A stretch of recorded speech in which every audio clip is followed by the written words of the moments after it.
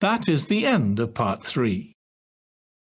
You now have 30 seconds to check your answers to part 3.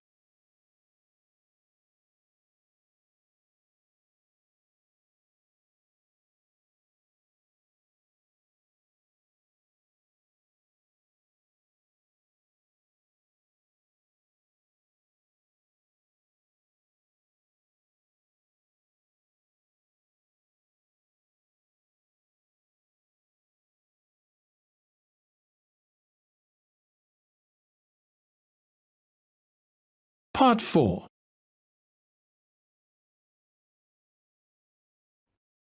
You will hear part of a talk for tourism students about the London Eye, a modern tourist attraction in London. First, you have some time to look at questions 31 to 40.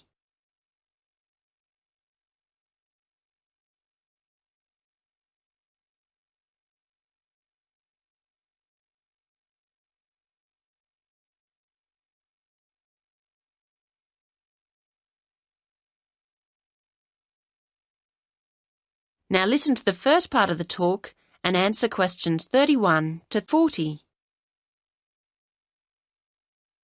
Today, I want to focus on some of the major sites that attract tourists to cities, and I'm going to begin with the London Eye. This giant wheel has, in a very few years, become one of the major attractions of London, and thus in the world. It's both simple in concept and awesome in delivery.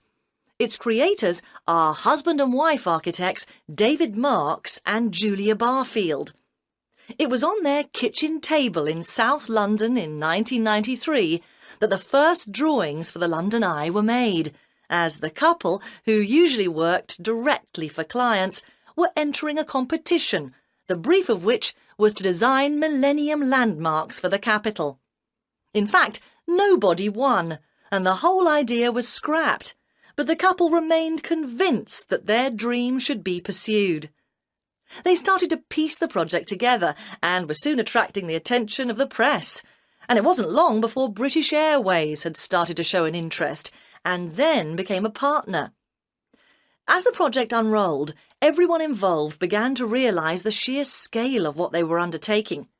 It would be the largest observation wheel ever built, and over 1,700 people from a total of 5 countries would play a part in its construction. Nearly every one of its many parts and techniques needed to be invented, simply because they had never existed before. Transportation of the components would be on a scale reminiscent of pyramid building. Bringing them in meant that large parts had to fit under the various bridges of the River Thames, so this had to be timed to coincide with tides along its length. And even when completed, the Eye continues to be huge in its requirements. A small army of people are employed to look after it, with 350 hours maintenance being required every week, and apparently strange demands, such as washing all its glass with nothing but distilled water having to be met. But the views the Eye affords across London make it all worthwhile, and it's easy to understand why the Eye has become one of London's chief tourist assets.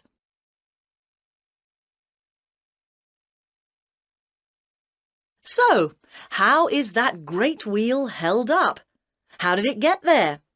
The starting point was, of course, the ground, and while parts of the wheel itself were still being constructed in various countries, tension piles were being driven into the ground beside the River Thames.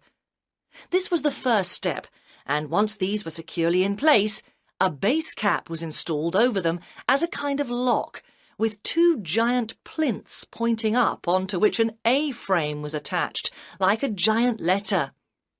All this took many months and incredible effort, but meant that the spindle could be installed around which the great wheel would turn.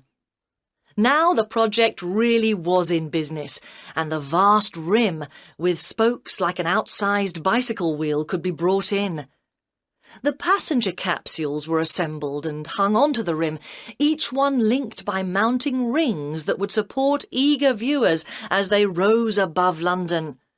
And the last thing to be built is the first thing the visitor encounters, the boarding platform laid down underneath. The whole process employed thousands of people in total and was avidly watched by millions. How long the eye will stay is uncertain, but any talk of dismantling it always meets with immediate protest.